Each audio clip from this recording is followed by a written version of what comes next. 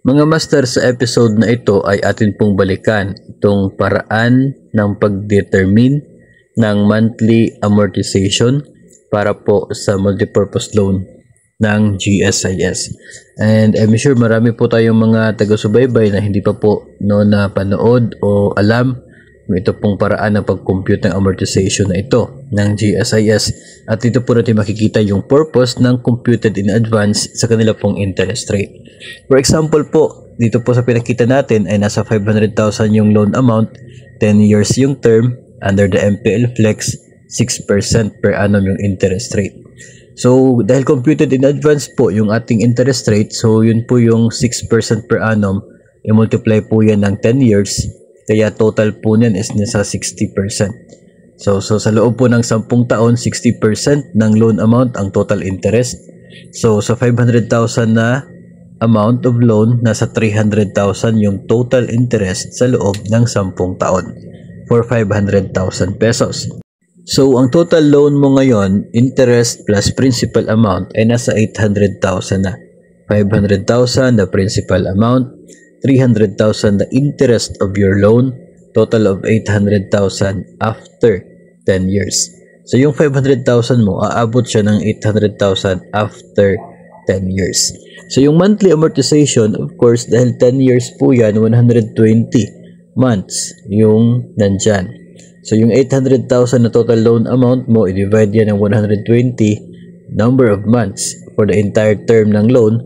Kaya mayroon kang 6,666 na magiging payment po, amortization na requirement para sa loan po. Yung 6,000 na yan intended for the loan, interest and principal payment bawat buwan sa loob ng 120 buwan or 10 taon. Pero hindi lamang 6,600 yung babayaran mo monthly at ibabawas from your salary. Mayroon pa pong LRI or Loan Redemption Insurance. Ito po yung monthly na binabayaran po natin dagdag sa monthly amortization para po sa insurance ng loan. So yung 6,600 po na yon, dagdagan pa ng LRI or Loan Redemption Insurance. Yun resulta ang magiging total amortization at yun ang ibabawas from your monthly salary. So yung LRI, mga master, ay meron pong table yan sa GSIS. Yung factors to determine kung magkano yung redemption insurance na babayaran mo monthly is determined by the amount of your loan. Kung ilang 1,000 meron yung loan mo.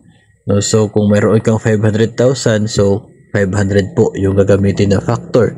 Tapos, yung isa pang bagay na dapat tinitingnan po dyan is yung loan term. Every year na term ay meron siyang corresponding rate ng insurance. So kung magkano po yung rate ng insurance for a 15-year or for a 10-year term, i-multiply po yun ng 500 kasi 500,000 yung loan amount. Ang resulta, yun ang loan redemption insurance monthly at idagdag sa 6,600. Ang resulta, total amortization na siya po nakadeduct mula sa iyong sahod.